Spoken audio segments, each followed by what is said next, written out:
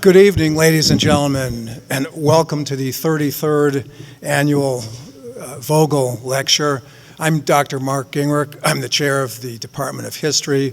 It's a pleasure to see so many people here tonight. It should be a very interesting lecture about a little-known part of Ohio Wesleyan's history, the history of the 20th century.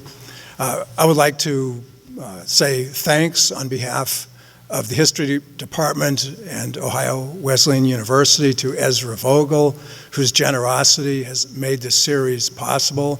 And Ezra is with us tonight. If you would join me in thanking him. Ezra,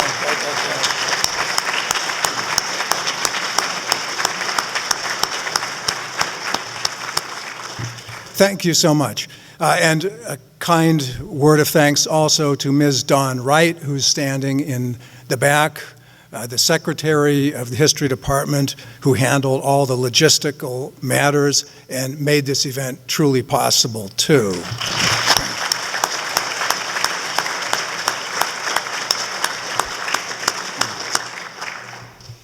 Our speaker tonight is Dr. Michael Flamm, a member of the History Department who teaches a wide array of popular courses on modern American history.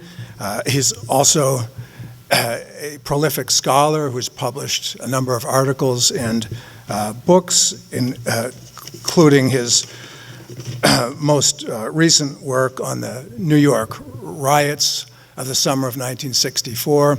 Tonight, as you can see, and I'm sure as you all know, he'll be discussing Mildred Gillers, better known to the world as Axis Sally, the woman you won't read about in the admissions department promotional brochures.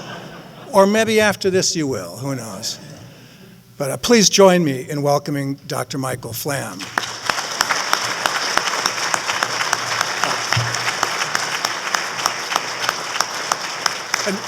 And afterwards we'll have a few minutes for questions and answers and so forth.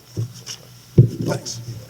Those are mine. Yeah, I'm not going to take your notes. Thanks, Mike. Thank you, Mark. And first I want to echo the thanks to Dawn Wright, who helped to make this evening possible, and of course Ezra Vogel, who has been a long-time champion and benefactor of the History Department.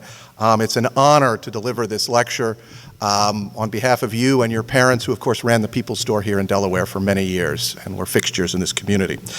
There are a few other thank yous that I need to make before I begin.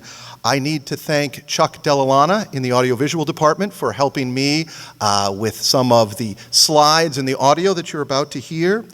Gene Ritigliano in archives helped me with some of the special material that I looked at and am incorporating in my presentation this evening. Part of the joy of doing historical research is the opportunity to speak to people and interview them and ask them about their memories. It was a great pleasure to talk to Mary Jean Roach, who was our registrar here at the time in 1973 when Mildred came back to get her degree, and Mary Jean is with us tonight, so thank you for coming.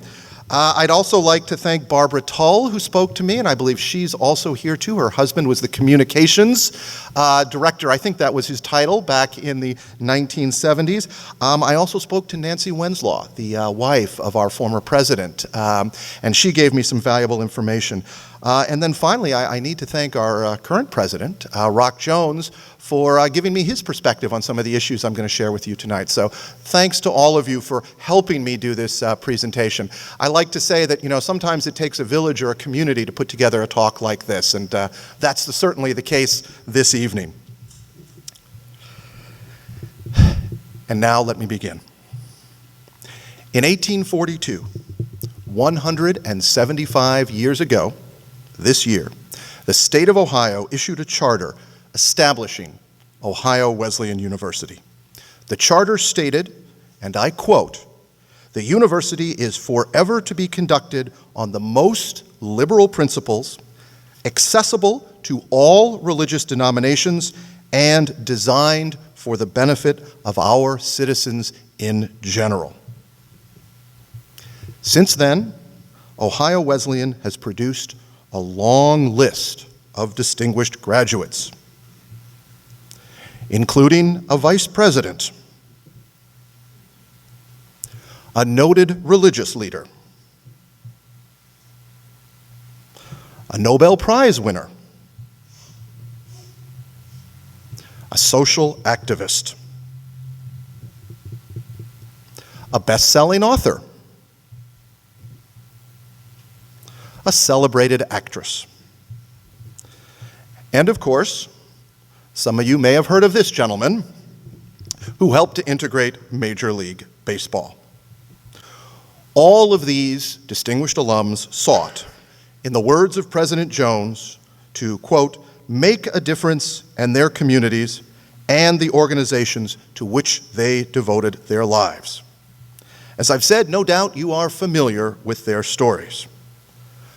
But how many of you know the tragic saga of Mildred Gillars, class of 1973, who 75 years ago, a century after the founding of Ohio Wesleyan, became notorious as Axis Sally, the American voice of Nazi radio in World War II. Tonight, I will recount Mildred's cautionary tale. But first, I must stress that her story illustrates the limits of history. Even now, mystery and ambiguity shroud her troubled life. Many questions surrounding her choices and her actions remain unanswered and probably unanswerable, given the few records that remain. We can tonight freely speculate about her motives and intentions, but it is unlikely that we will ever know them with any degree of certainty. Nevertheless, let us begin. And to echo what my colleague and Chairman Mark Gingrich said, at the end of this talk, I'm going to welcome your comments, your questions, your criticism, whatever it is you want to hurl at me. The early years. Simply put, Mildred had a difficult childhood. She was born in Portland, Maine in 1900. Her mother was a seamstress. Her father was an alcoholic, hot-tempered blacksmith. He was also a fervent Irish nationalist, which may help account for Mildred's anti-British views in later years. In 1907, Mildred's mother was granted a divorce on the grounds of, and I quote, cruel and abusive treatment by her husband. A year later, Mildred's mother remarried. This time, she married an itinerant dentist who practiced in Pennsylvania and Ohio. He was also an alcoholic, and he may have been physically abusive. As a child, Mildred was, perhaps naturally, quiet and withdrawn. But in high school, she developed an intense interest in theater and in the German language. In 1918, as World War I raged in Europe, Mildred enrolled at Ohio Wesleyan. According to Mildred, and I quote, I chose Ohio Wesleyan because of the excellent dramatic department, and I wished to study under Professor Charles M. Newcomb, whose reputation I had already heard of. Newcomb was a popular, charismatic, and married instructor who exerted a significant influence on the impressionable student. Again, in Mildred's words, and I quote, I took every course with him that it was possible to take and joined the dramatic club besides, and played the lead in practically every college production that we had. That was certainly true. What I'd like to do now is share with you some reviews of Mildred's acting from the transcript. Please listen carefully, because I think you're going to hear a recurring theme in these reviews. In 1920, Mildred had a role in Mrs. Dane's defense. The transcript wrote, Mildred Gillars, as Mrs. Dane, played her difficult and highly emotional part very fittingly and entered wholly into her characterization. A year later, Mildred had the leading role in a campus production of The Truth in 1921. Here again, the transcript review, and I quote, Mildred Gillars, as the troubled wife of Fred Linden, carried off her highly emotional part in a very effective manner. And then, in 1922, Mildred capped her acting career here at Ohio Wesleyan by starring in As You Like It, the Shakespeare play. And here, once more, the transcript review. As Rosalind, Mildred Gillars displayed that fine degree of emotional acting which always characterizes her exceptional ability. Perhaps it is no wonder that in 1922, Theta Alpha Phi, the Honorary Dramatic Society, initiated Mildred. Now, if you look carefully at this photograph, I want to draw your attention to two faces that I'm going to mention later. In the lower column, lower left hand, you will see a gentleman. His name is Calvin Elliott. He's the dashing young man with the mustache, lower column on the left. And then, if you look immediately to Calvin's right, John Ramsey, a fellow drama student with Mildred. So try to sort of keep those two names in mind. I'm going to come back to them in just a moment. Here is a photo of Mildred at Ohio Wesleyan. She not only was effective at emotional acting, she had a flamboyant fashion sense. According to the information I've been able to uncover, she was the first co-ed at Ohio Wesleyan to wear knickers with galoshes, apparently 4-buckle galoshes, which were all the style at the time. She also had a very memorable and distinct personality. And here I need to rely on the recollection of one of her classmates, Dorothy Long, who later became the editor of Alumni News. Now, in these special archives, you can find a letter that Mrs. Long wrote in 1966. And in that letter, here's what she wrote about her classmate, Mildred. Suffice it to say that Mildred was not very bright, though she made a great pretense of being an intellectual. She loved to read poetry of what was then considered a far-out type. She was always using words of which she had only the vaguest idea of the meaning. She was always posing and acting. Long continues. Mildred had almost no female friends among the women students. She was completely indifferent to girls, concentrating her attention on members of the opposite sex. Yet with almost all the men on campus, she soon became a subject of ridicule rather than of admiration. Long goes on in the letter to talk about how Mildred desperately wanted to emulate a very popular actress during the 1920s, Theda Bara, sort of the star of the silent screen. She was known sort of as the vamp. That was her reputation in the films, and apparently Mildred very much wanted to emulate her. Long goes on to say this, though. She says, not that Millie was a real seducer. Girls just didn't go that far in those days. We never thought of Millie as immoral, just silly, affected. Despite what Long writes, it's clear that some people were attracted, deeply attracted to Mildred. And here I want to come back to Calvin Elliott, or Calvin Kelly Elliott, as he was known. He was, according to the records, the bohemian of the class. He was the first male at Ohio Wesleyan to grow a beard.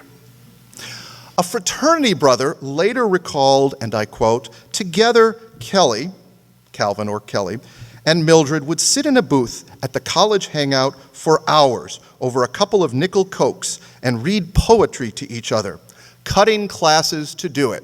Apparently, cutting classes is not a new phenomenon. Students were doing it about 100 years ago at Ohio Wesleyan. They would gaze into each other's eyes and be lost to the crass world around them. They were kindred spirits. Eventually, Kelly gave Millie his fraternity pin and then proposed to her. She accepted, and they were engaged. But then, in the spring of 1922, Mildred's senior year, her grades and her world collapsed.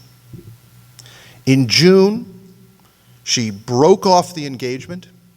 She left Ohio Wesleyan a few credits short of her degree and moved to Cleveland to attend a professional acting school. Now, why? Why does this happen? This is one of those moments, and there are several moments like this in her life, where all we can really do is speculate and offer some possible explanations for why she makes these choices. One possibility is that by 1922, her parents had separated. Her mother would divorce her stepfather in 1923, and he then died in 1927 of complications from alcohol. It's possible that the prospect of marriage scared her, given the example she had with her father, her stepfather, etc. Another explanation is that Professor Newcomb encouraged her to go to this professional acting school in Cleveland. Coincidentally, Professor Newcomb also left Ohio Wesleyan in 1922 and moved to Cleveland, ostensibly so that he could earn more money to support his family. Apparently, faculty salaries were very low at Ohio Wesleyan in the 1920s, and some faculty found it difficult to support themselves and their family. It's nice to know that that tradition has changed here at Ohio Wesleyan. Third possible explanation is that fame was always Mildred's goal and her dream, and that she would achieve it no matter what, even if it didn't turn out the way that she had hoped and thought it might. After a year in Cleveland, Mildred decides to move to New York City, to the bright lights of Broadway. She tries to make it as an actress on Broadway and doesn't succeed. She eventually becomes a vaudeville showgirl. Not much is known about what happens to Mildred between 1923 and 1928, but in 1928 she makes headlines again when the police stop her, apparently, from committing suicide by jumping off a bridge. Mildred told the police that her name was Barbara Elliott and that her husband Charles had supposedly abandoned her. And that is why, distraught, she had attempted to commit suicide. In fact, it was all a publicity stunt for a new movie called Unwelcome Children. And in fact, her husband, Charles, was her OWU classmate, John Ramsey. A judge ultimately dropped the charges and blamed the movie's producers, who had promised to pay the aspiring actors $75 apiece for engaging in this publicity stunt. The following year, Mildred borrowed money from a sculptor for whom she was doing some semi-nude modeling, and moved briefly to Paris. When her money ran out in Paris, she came back to New York City. Unfortunately, her timing wasn't very good. She arrives in New York in 1929, just as the stock market crashed. Needless to say, it was not a good time to pursue an acting career on Broadway. For the next couple of years, Mildred struggles to survive, just like millions of other Americans during the Great Depression. During those early years of the 1930s, Mildred also started another affair with a man by the name of Bernard Metz. He was a British Jew who was living in New York City at the time. The relationship was relatively serious. When Metz got a position with the British government working at the consulate in Algiers, Mildred followed him to Algiers. And they lived together for a couple of years in Algiers until, in 1933, the relationship cooled and fell apart. Once again, we can speculate perhaps some of Mildred's negative attitudes towards Jews comes from this relationship with Metz, but we have no evidence. We can't prove that. It's merely a possibility. In any event, Mildred by 1934 has no means of support and no clear place to go. So what should a person do at that point? I think the answer is quite obvious. Move to Germany. That's what you should do.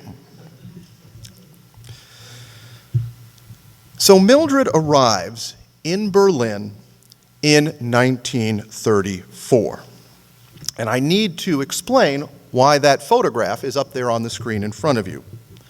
Her arrival coincides with the rise to power of the Nazi Party. There is simply no way that Mildred, walking the streets of Berlin, could have failed to notice what was happening to Jews in Berlin, could have failed to notice the anti-Semitic notices and laws that were now part of German society in 1934. In 1935, Mildred found a job teaching at the Berlitz School. As I mentioned earlier, she had studied German in high school. She was quite good, quite proficient with the German language. She, in fact, was so good with German that she eventually found work as a translator for UFA, the German film industry, the major film production in Germany. The following year, Mildred was dazzled, and those are her words, dazzled, by the Berlin Olympics. These, of course, are the Olympics that Adolf Hitler staged to demonstrate how much progress he had brought to Nazi Germany, how he had lifted Germany out of poverty and despair following World War I. These are the Olympics, of course, at which Jesse Owens, the great African-American track athlete from The Ohio State University down the road, he wins 4 gold medals as well. This was really a formative memory and moment for Mildred. She later remembers this as a magical moment when the youth of the world came together in friendly competition. But then the Jews ruined it. As she said later, the Jews didn't want it that way. The fault all lies with the Jewish influence in the world today, which she blamed for, and I quote, a murder of understanding, a murder of this friendship, which in 1936 really was there. So there was a bright, shining moment in Germany, 1936, the Olympics, which is eventually shattered and ruined by what she sees as the Jewish influence. 2 years later, another important event takes place in Germany. Kristallnacht, the night of broken glass. This was a planned pogrom of Jewish synagogues. It took place all across Germany. Hundreds of synagogues were burned, looted, and destroyed. Again, I simply want to point out it would have been impossible for Mildred not to have observed what had happened or what was going on in Germany at that point.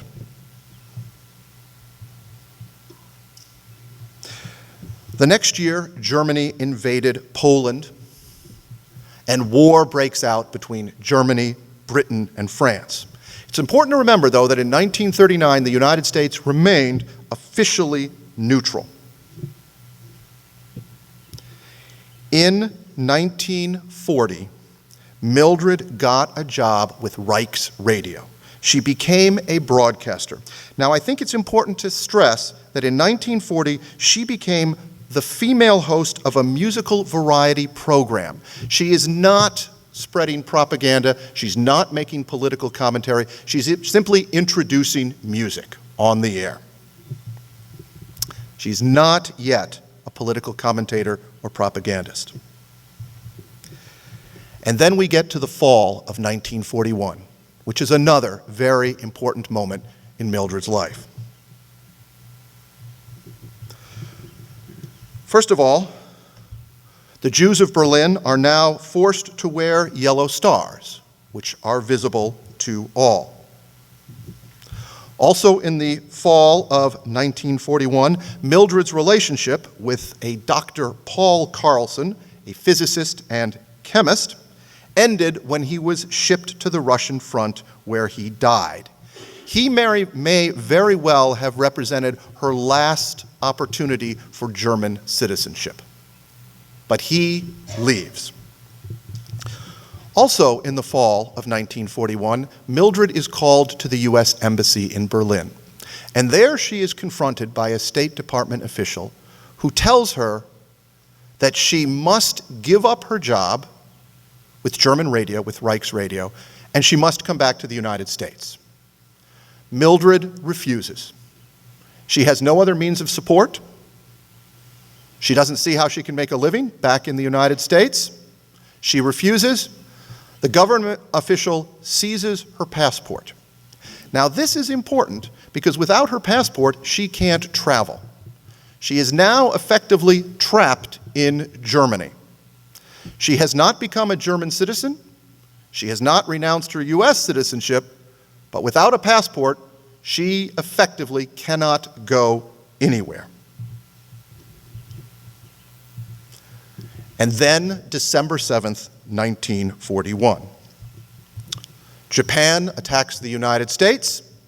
The United States declares war on Japan. President Roosevelt declares it a day that will live in infamy. 5 days after the attack on Pearl Harbor, Adolf Hitler declares war on the United States, and then the United States reciprocates. Now, the United States and Germany are at war, which makes Mildred's situation even more tenuous and difficult. Now, at work, based on the testimony of various co-workers and colleagues, at work, Mildred denounces the Japanese and expresses outrage at what has happened at Pearl Harbor. But the Japanese are now Germany's ally. To remain on the air, the German government forces Mildred to sign a loyalty oath. Probably. The document itself is never found. We have the testimony at her trial later, which I'll talk about, where various people say she was forced to sign this loyalty oath, but the document could never be produced. Of course, given the damage that Berlin would take later in the war, it's perhaps not surprising that not all the records were available later. It's important, once again, though, for me to stress that Mildred is an enemy alien living in Nazi Germany, still technically a U.S. citizen and not a German citizen. So that's her status at this point. At this point, fortunately or unfortunately, Mildred now falls under the professional and personal influence of Professor Max Otto Koischwitz. And he does seem like a figure out of central casting. Let me tell you a little bit about Professor Koischwitz. He was a German citizen by birth.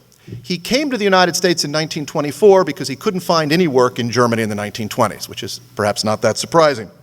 Koischwitz taught German literature and drama at Columbia, NYU, and Hunter before his pro-Nazi views landed him in hot water. In 1939, when the war in Europe began, Koischwitz took a 6-month leave from Hunter, which had in fact given him tenure, and he moved to Berlin, where he became a producer for Reich's radio. Now, in the spring of 1942, Koischwitz made Mildred the star of a new program on Reich's radio called Home Sweet Home. This program mixes music with political commentary and propaganda.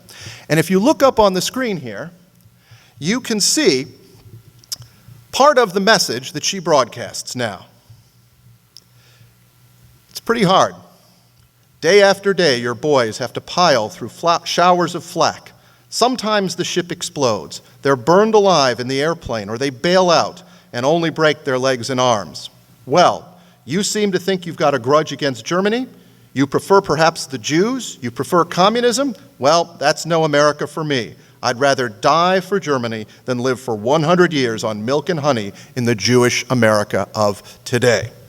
A couple of points I want to stress for you here. First of all, you'll notice the association with Jews and communism. This is a common sort of feature in the propaganda of the day. Let me stress this fact too. We do not know to the extent to which Mildred actually believes these words or is simply given a script to her that Koischwitz wrote. She does speak these words, she does read these words, but are they hers or are they the words of her quote-unquote Svengali, her producer, the man who sort of manipulates her? This is another area where we really don't know. We really don't know. In any event, American GIs who landed in North Africa as part of Operation Torch in 1942 hear Mildred's broadcasts and immediately begin to call her Axis Sally. This takes place 75 years ago this year. Axis Sally was born. Mildred now has the name that she will carry, rightly or wrongly, for the rest of her life. I need to pause for a moment here and make this story, if it's not already confusing enough, just a little more confusing. She's not the only Axis Sally. There are, in fact, two Axis Sallys, because at the same time that Mildred is broadcasting from Berlin, there's an Italian-American by the name of Rita Zucca who is broadcasting from Rome. She also becomes known as Axis Sally. Now, interestingly enough, Rita Zucca made the decision before the war to renounce her American citizenship and take Italian citizenship, which proved to be a very good choice, because after the war, the Italians threw her in jail for 9 months and then simply released her as part of a general amnesty. So after 9 months, she was sort of able to walk away and resume her life, so to speak. The government, the US government, could not prosecute her. But Mildred doesn't have that fortunate situation. In Christmas 1942, Mildred and Koischwitz become lovers. They become lovers even though Koischwitz was married. He already had 3 daughters, and his wife was pregnant with their 4th daughter. By most accounts, as far as we can tell, he was the great love of Mildred's life. And I'll explain the one sort of tantalizing detail we have that would suggest that, in fact, he was the great, unattainable love of her life. The spring now of 1943, as we move forward. Berlin's Jews are now rounded up and deported to the death camps.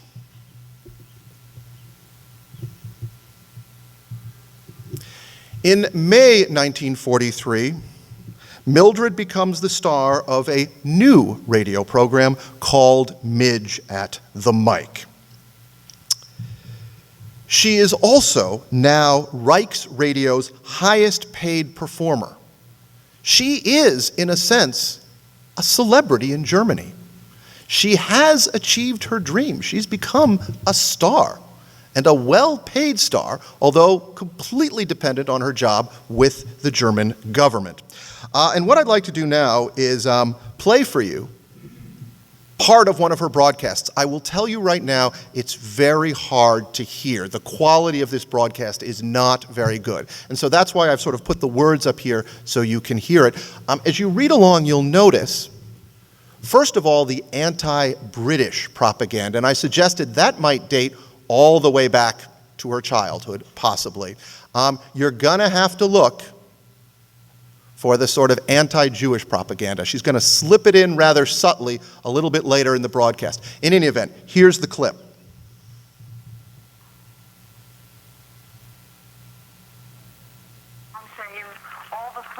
American summer atmosphere which the boys are missing now.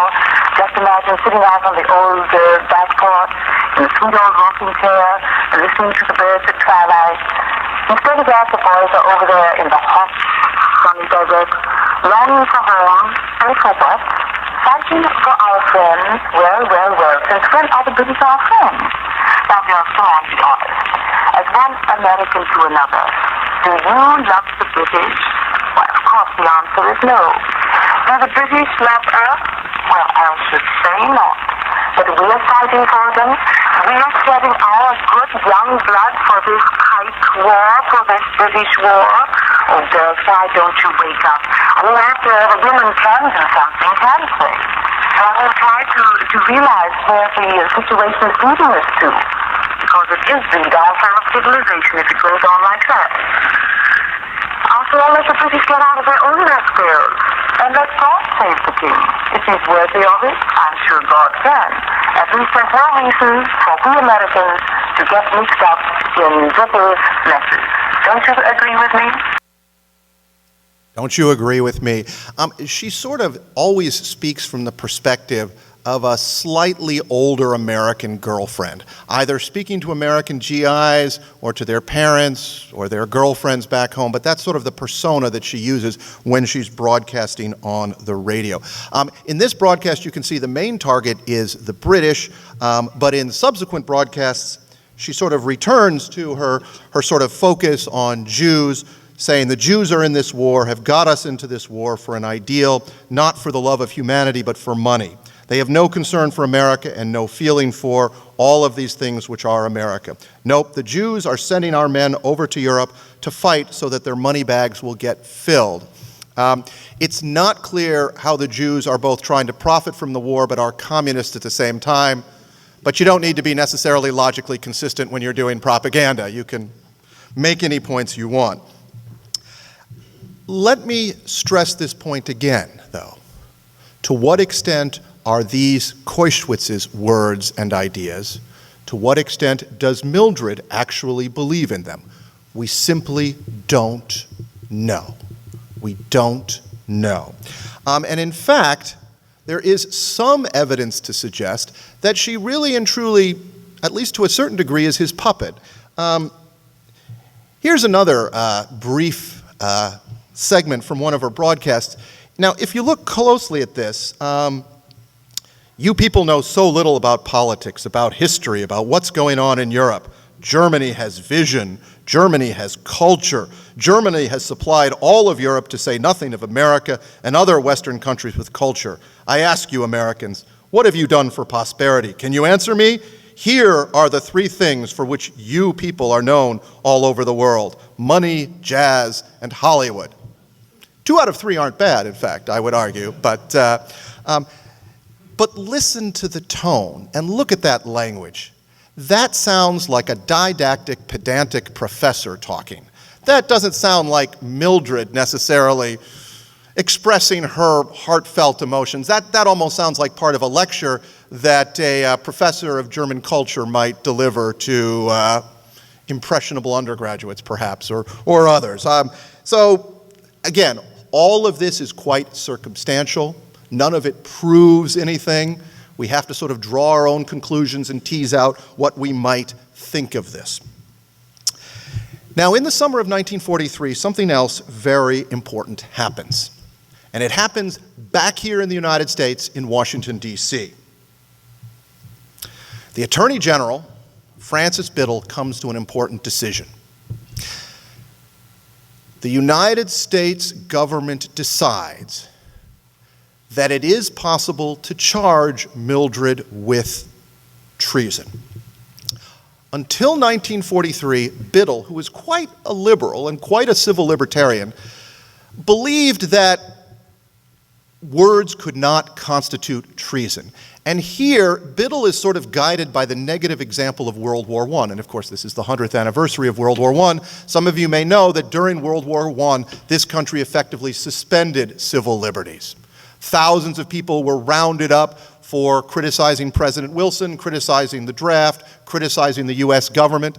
The head of the Socialist Party, Eugene Debs, was sent to federal prison for years for indirectly, obliquely criticizing the Wilson administration and the government for the war. So Biddle remembers this history, and until 1943, he's just not sure that the US government should go down that road again.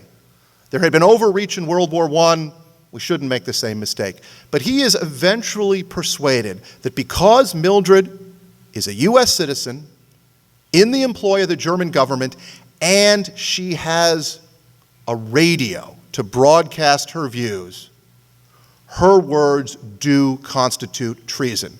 Perhaps if she'd just been on a street corner giving speeches, or if she'd been writing pamphlets, maybe the US government would have let it go. But because she has this powerful platform, the radio, to broadcast her views to potentially millions of people, Biddle and the Justice Department decide, after the war, if we can, we're going to bring her to justice and charge her with treason.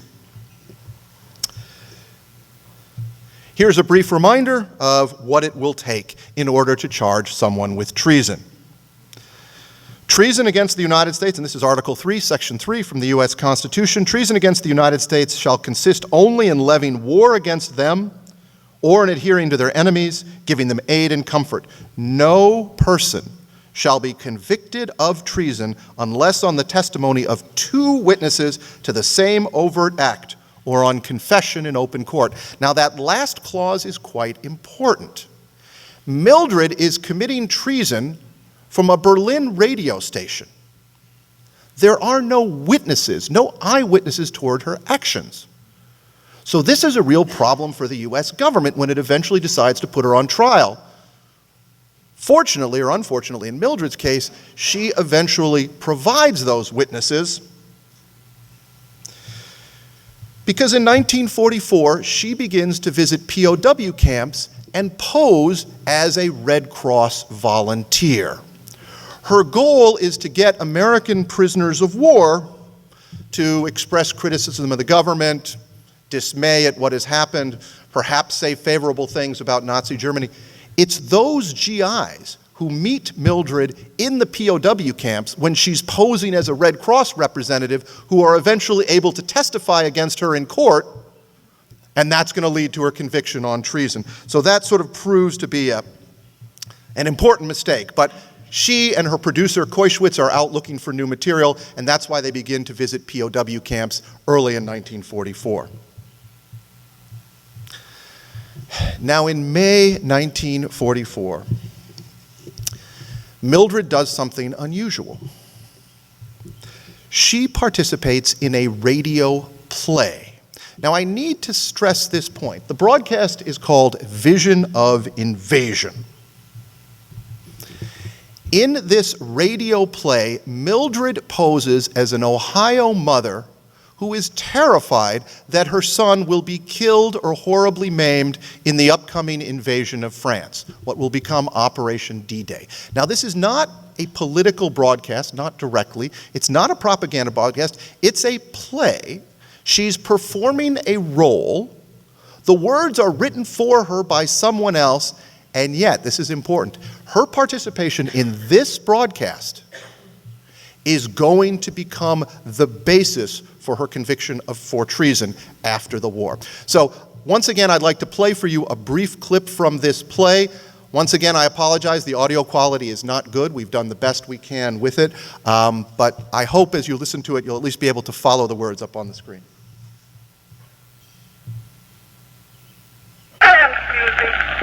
Can't do anything about it. Everybody says the invasion is suicide. The students actually know that. Between 70 and 90% of the boys will be killed or crippled for the rest of their lives. What can we do about it? We could have done a lot about it. Have we got to go to the right people or not? Those have no right to go to war. You shouldn't blame them, but the Germans. Well, if they had no way about it, I can tell you, Alan would never have put on his uniform. Now watch your tongue, Elaine. Don't forget, you're an American woman. Thank God I am. I've done something. At the end of the broadcast, Mildred goes on to sort of dream that something terrible has happened to her son, Alan, and he sort of appears to her in a dream. I was dreaming, but you're so real, Alan. I'm so happy. Alan, it's no dream, Mother. Our ship is sinking. I only came to say farewell. Mother. And then Evelyn, Millie, says, Alan, the dead bells of Europe's bombed cathedrals are tolling the death knell of America's youth. Now, I don't want you to misinterpret what I'm up to do. Clearly, this radio play represents an exaggeration to some degree, although for those of you familiar with the history of D-Day, perhaps not that great an exaggeration of what unfortunately many American soldiers are going to encounter when they land in Normandy. Just by point of comparison, I want to play for you part of a broadcast that Americans were able to listen that was sent back to the United States by an American journalist. We are on the beach today, on D-Day. We've just come in. We caught a ride in a small boat which came in from our LST loaded with 1,000 pounds of TNT. Half a ton of high explosive on this beach, which is still under considerable enemy gunfire. These boys are apparently having a pretty tough time in here on the beaches. It's not very pleasant. It's exposed, and it must have been a rugged fight to get it. Looking out to sea, all we can see of the vast invasion fleet which is assembled for us are the silhouettes of the big warships, the battleships and cruisers, which have been putting a steady bombardment against the enemy positions all day. These boys are having a pretty tough time of it. That's understatement. That's understatement. And that's the official word that the American people are receiving. So it's not clear that the Americans, they certainly are not being given the full story of the horrors of what's happening on Omaha Beach, for example, in June of 1944. I think that's quite clear. In August 1944, Koischwitz dies. Heart failure. His wife and infant son had already died in an Allied bombing raid. In May 1945, Germany surrenders. Mildred now assumes a false name and goes into hiding. At the same time, the extermination camps are liberated. Americans now can see what has happened in Germany and in Poland and across Europe and Eastern Europe. And one of the things that I would argue is that as the world learns of the full horrors of the extermination camps, the anti-Semitic comments that Mildred had made, whether they were her own or whether they were words scripted for her, they now take on new meaning. It's harder to dismiss them as mere words and mere propaganda.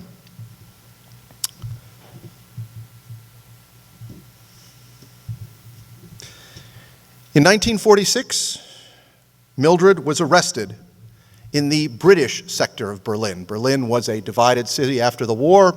The Russians controlled part, and the British, French, and Americans controlled the western part of Berlin. The British find Mildred. They arrest her. When she was arrested, she took with her only one personal item, and that was a photo of Koischwitz, whom she called her destiny. It's from that one little piece of tantalizing evidence that we conclude, perhaps correctly, perhaps not, that he was the great love of her life. The fact that that's the only personal item she takes with her is a photograph of him. She is then held in detention for a year in Germany while the US government tries to figure out what to do with her. In 1947, she is transported back to the United States. Here she tells reporters, and I quote, "When I came to Germany in 1934, I had never heard of Hitler.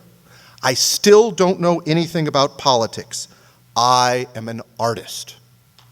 And to a certain degree, that will remain her defense. I am an artist. I am not responsible for the words that I read.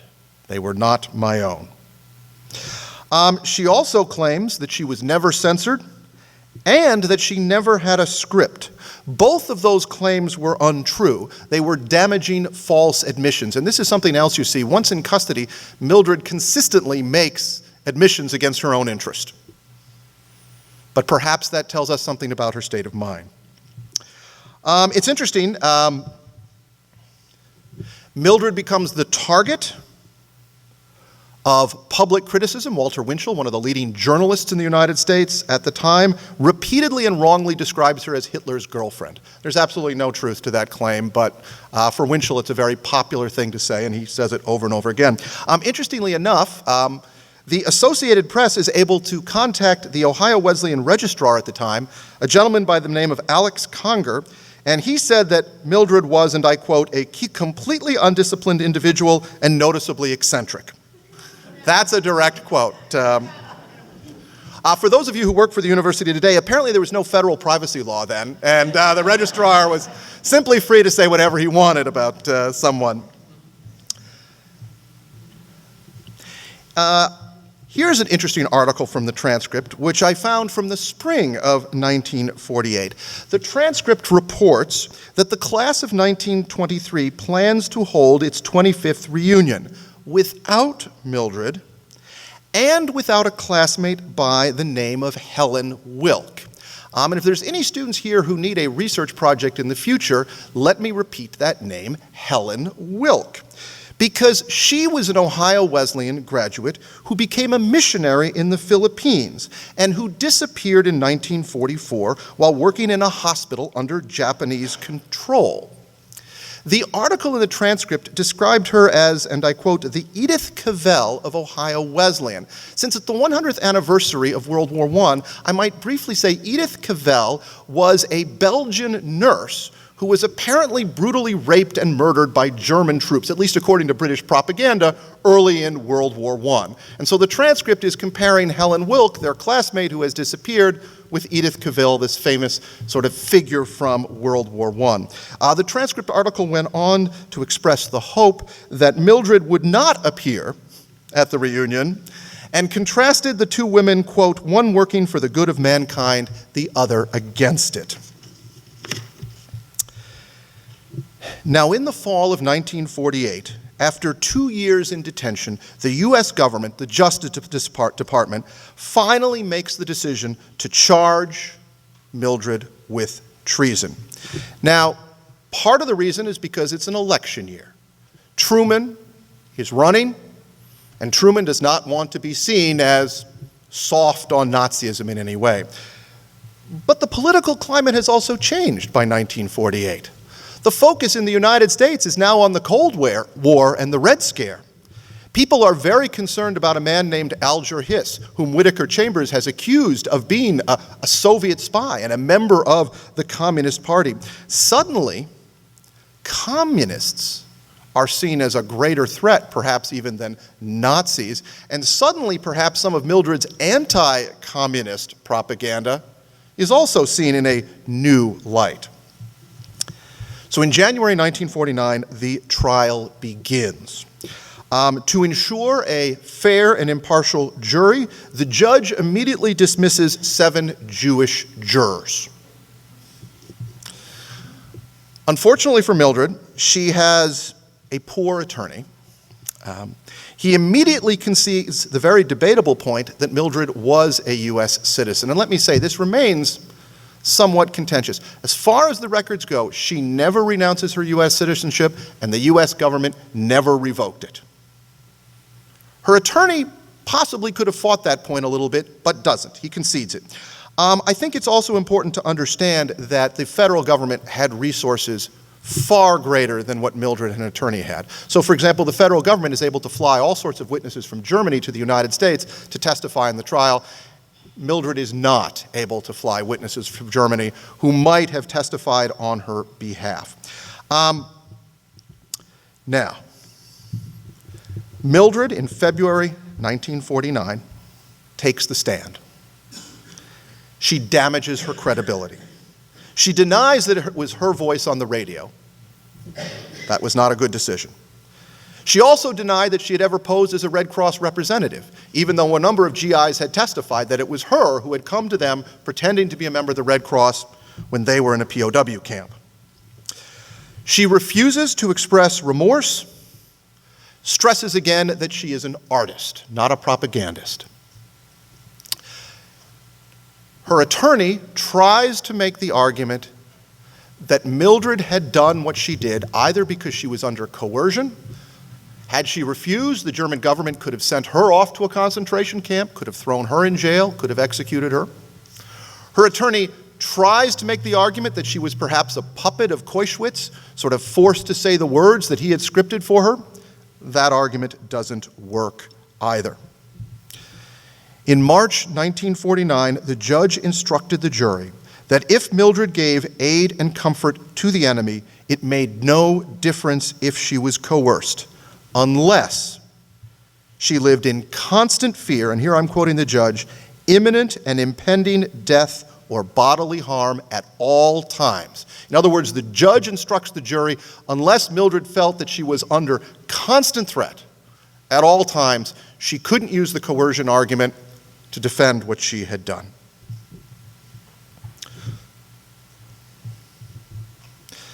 Mildred is eventually found guilty on one of 8 charges of treason. The only charge that stuck was the Vision of Invasion broadcast, that radio play that I broadcast for you. None of her other propaganda broadcasts persuaded a jury that she was guilty of treason. Just that radio play, that Vision of Invasion. She's convicted on one of 8 counts of treason. She's sentenced to 30 years, 10 to 30 years, plus a fine. Was Mildred a victim of Nazi coercion, of personal ambition? Was she the victim of a manipulative lover or economic desperation? Again, these questions remain subjects for speculation. It's hard to say. Mildred is now sent to Alderson Federal Prison, known as Club Fed. It looked more like a college than a penitentiary. You can see that. Looks at Alderson, where she spent 12 years, she became a skilled weaver and seamstress. She also went regularly to Mass, converted to Catholicism, and was baptized in 1960 as a Roman Catholic.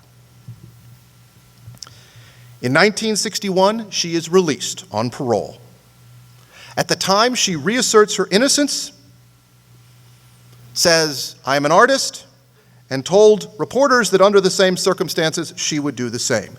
There is no public repentance. Not then, not ever. She would also claim for the rest of her life that she had no knowledge of the Holocaust or the fate of the Jews.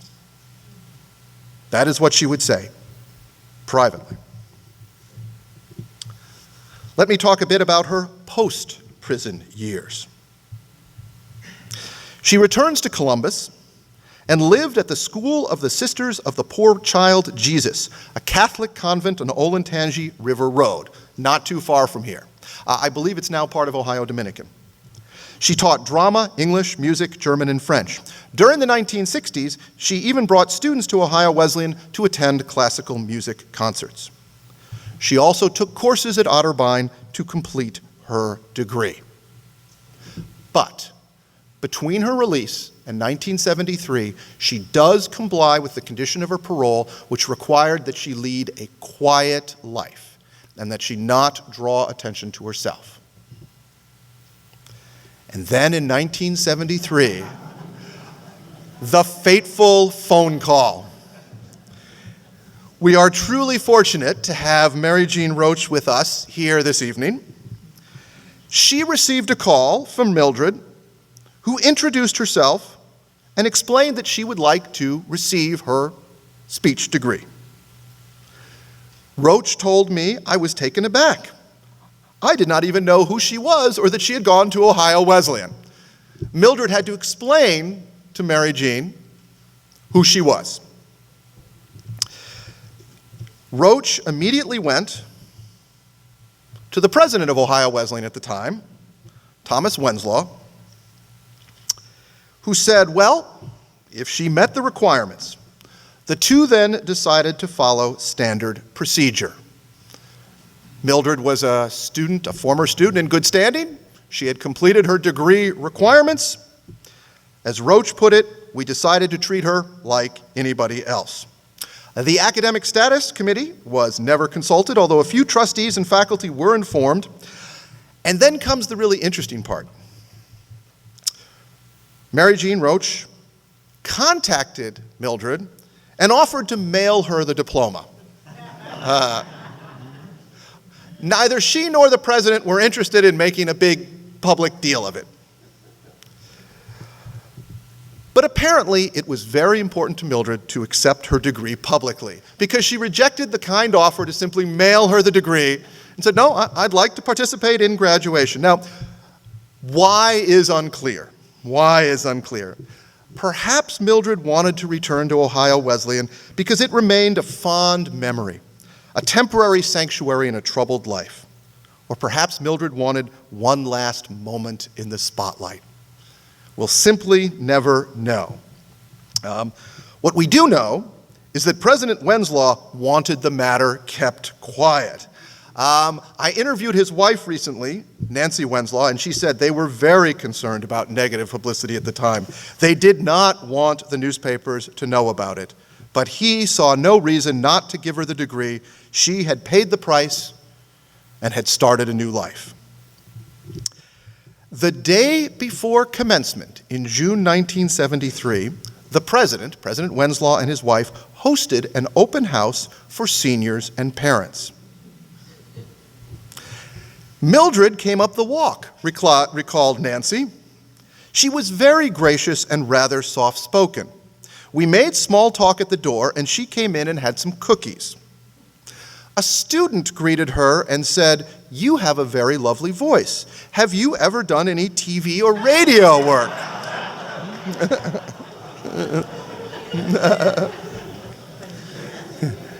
And Mildred replied, "Oh, a little. And then Nancy continued her memory. "I wish I could have told him, the student, who she was. I was dying to tell him. At the time, I was trying to be careful, but I wish I had said something." "Like what?" I suggested. Nancy replied, "Oh, I don't know, something innocuous. I wouldn't have wanted to insult her. She was a nice, quiet, dignified lady. There was nothing unusual about her." The next day, a smiling Mildred accepted her speech degree from Wenslaw at commencement. Now, I must apologize for this point. The transcript missed the story. And this was apparently a source of some chagrin later and some discussion among the staff at the transcript. Other news outlets reported the event, and many readers were outraged. For some Americans, the distant memories of World War II clearly remained vivid. And here I want to quote for you from some letters I found in the special archives over in Beagley Library. Quote, "I sincerely hope you are not misled to feel that she really did no harm, that it is compatible with the liberal, tolerant attitude of many of today's so-called leaders in education for you and your university to receive some measure of satisfaction by doing this," wrote a man from New York. "I doubt if you have ever had the rare privilege of crawling behind a Normandy hedgerow, wondering if you would live through the day. Perhaps next year you should award a posthumous degree to Adolf Hitler. At least it gave you nationwide coverage, and perhaps that helps your ego. If so, I feel sorry for you." That was one of many letters that President Wenslaw received. Another letter. "Don't you realize it is insulting, it is an insult to every man who ever fought for the USA, and heartbreaking to those at home to know that this woman is getting a degree in the very subject speech that she used to torment so many Americans," wrote a young woman from Wisconsin. Quote, "Apparently Ohio Wesleyan University is putting 4 years tuition money and some dubious publicity ahead of patriotism." So as you can see, some of the criticism. Now, it was also interesting to note that for other Americans, it was the recent bitterness over the Vietnam War that was fresh in their minds. June 1973 was only 5 months after the Paris Peace Accords, after the United States had Vietnam had concluded hostilities and American POWs had come back from Vietnam.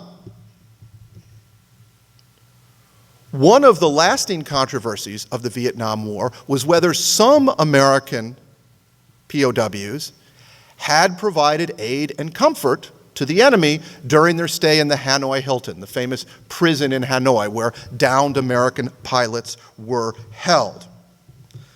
The prisoner of war code of conduct states as follows: I will make no oral or written statements disloyal to my country and its allies or harmful to their cause. And yet some American prisoners of war had made statements along those lines, and that angered the owner of a lumber store in Caldwell, Ohio.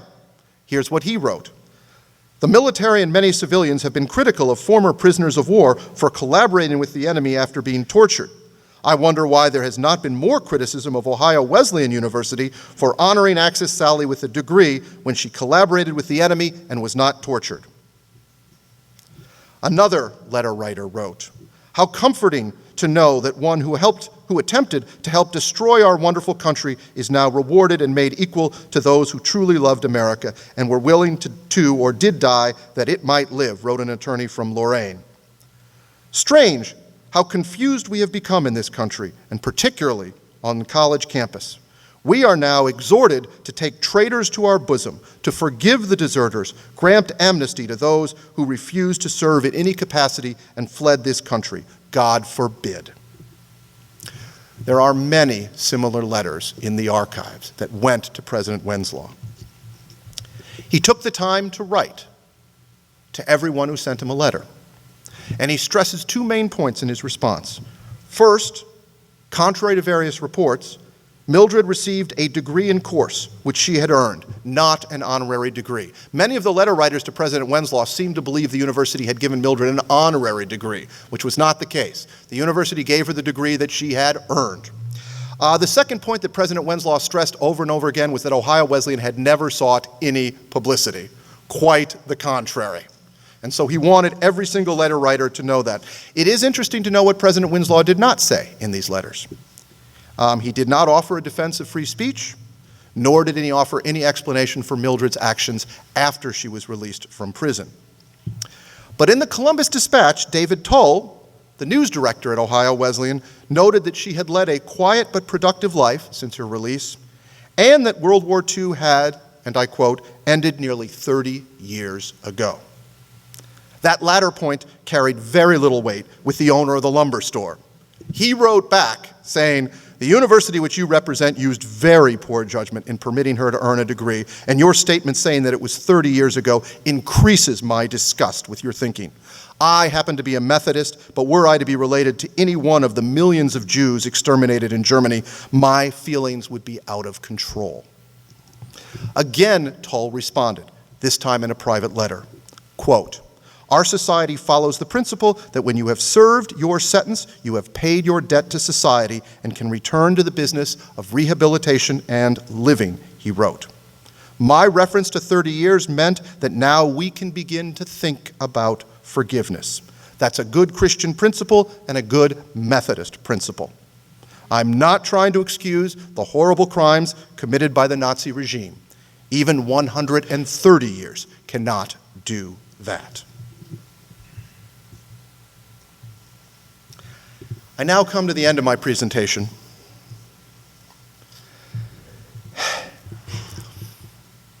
And I want to just briefly raise with you some of the enduring questions that Mildred's difficult life raises. Questions I think that we all might wish to consider. Before I do, I want to draw your attention to the book on the screen. If you are interested in Axis Sally's life, there is one biography available about her by Richard Lucas. He's not a professional scholar, but it's quite a good book. If you're interested, I recommend it. But now let me turn to the enduring questions. First, the ethical. What should Mildred have done before or after Pearl Harbor, given the fact that she was trapped in a foreign country without a passport?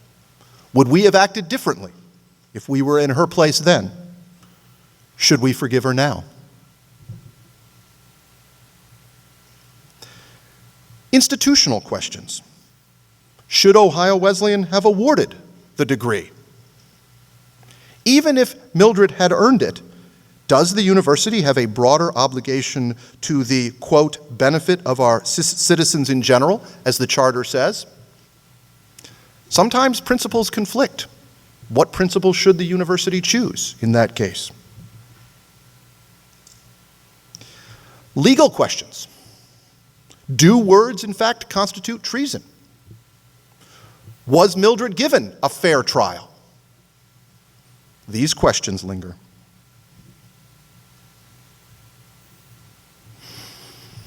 Was the decision to prosecute her in 1948 motivated by presidential politics?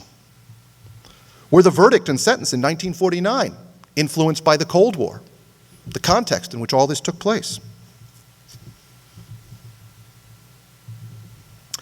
And then finally, the personal. Was Mildred ultimately a victim of forces and individuals beyond her control? Or was she a victim of her own pride, her own choices, and above all, her enormous ambition?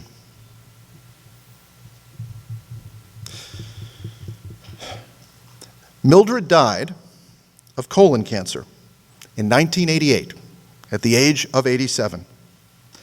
To the end, she maintained that she was unaware of the fate of the Jews and never expressed any contrition for her actions.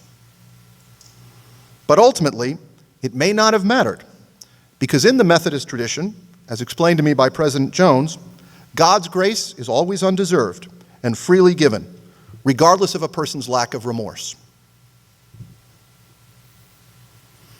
Today, Mildred's body lies in an unmarked grave in St. Joseph Cemetery in Lockburn, Ohio, 20 miles south of Columbus. Perhaps there, her restless spirit has found peace and contentment at last. Thank you for listening.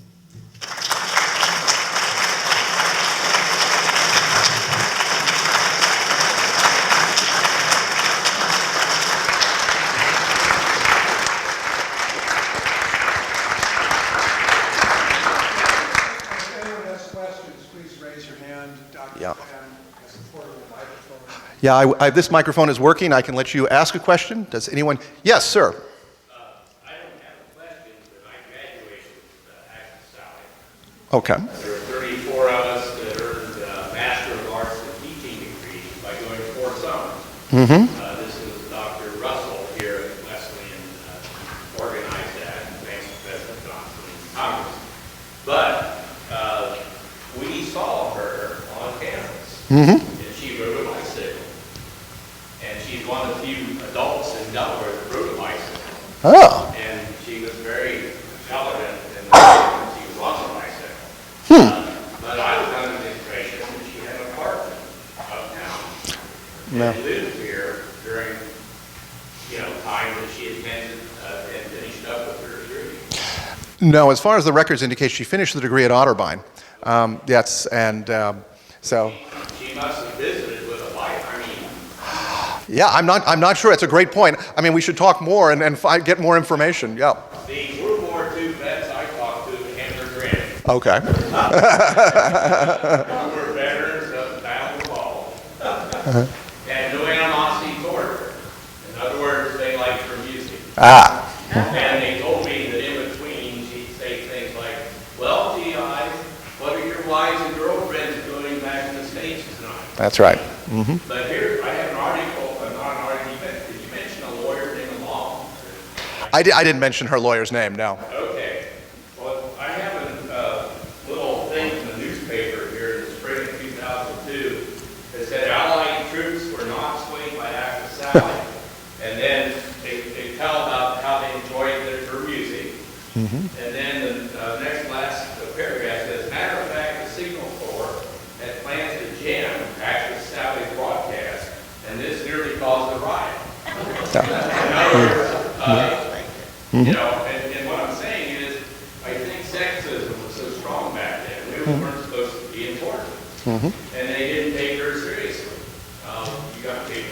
But that's the way it was, I think. And I was born in 44, so I've always been listening to the things about that. And I would say, first of all, thank you for sharing that information. It was terrific. And also, I'm glad, oh, you did, okay. I'm glad you also pointed out, I thought there's no way that man could have dated her in 1922, so I'm glad you made it clear that 1973 you were talking about. Very good, very good. Thank you, thank you. Are there any other questions? Yes? Her intended audience was, in fact, American GIs, beginning in 1942. And as you said, her goal is to try to affect morale to some degree, and perhaps I could have made that clear, in some indirect kind of way, to make them homesick, less likely to fight effectively, perhaps damage unit cohesion or things like that. But as this gentleman just suggested, the GIs listened and just ignored the commentary and enjoyed the music and went forward doing what they needed to do. Are there any other questions? Yes, sir. Yes, when I was in high school, she was a frequent visitor to my grandfather's house. Really? Yeah, she would sing and dance. And Oh, very good. she didn't have anything else to give, so that's what she gave, was her entertainment. Mm-hmm. Was she a good singer? Yes. Okay. What did she sing, by the way? Do you remember? No, okay, I'm just, all right, I think it's fair enough. Yes? Yeah, absolutely. Go ahead. Okay, so I'm going to address Dr. Flamm, but using the power of social media, I posted about the lecture this evening, and a friend posted and responded, and she said that I have a lot of info about Mildred Gillers, as she was the piano teacher and French teacher at the convent where I went for pre-nun training in middle school here in Columbus after a prison sentence at Alderson. So I met her and wrote a story about her, and I want to talk to Dr. Flamm. So more to come. Social media. Social media, these kinds of presentations, it's wonderful. Other questions or comments or anything? Yes? Mike, could I have it? Absolutely. This is, you should identify yourself. I am an Ohio Wesleyan professor, and I was there at the time of the graduation. Professor Barrick, psychology, was there. So some of us were there at the ceremony. I'm only speaking because, Mike, a brilliant job. But let me say, giving her a degree, in the 1950s, a Japanese expert officer sailor who had participated in Coral Sea and gave me dramatic descriptions of the Indianapolis going down and other Japanese action constantly where they had the upper hand, or even, Stephen, should we give them a degree? I'm back to your ethical question. We did. We gave him a degree then. He actually led some classes in the gym on jiu-jitsu and Japanese self-defense techniques. Became a very popular person on campus. The added touch to his life was his grandparents were killed at Hiroshima. But here is another example, as Mike has said, of the ethical questions coming out of the war. Thank you, Mike. Thank you, Dick. Yes, sir. I'm sorry, this is a point about modern time. She left only a few credits short of her degree. And so apparently she took courses at Otterbein to finish those, to get those credits, and then at that point, appealed to the university to receive her degree because she had completed her degree in course at that point, in speech, which is sort of an irony that her degree would be in speech. All right, well, thank you all for coming. Appreciate it very much.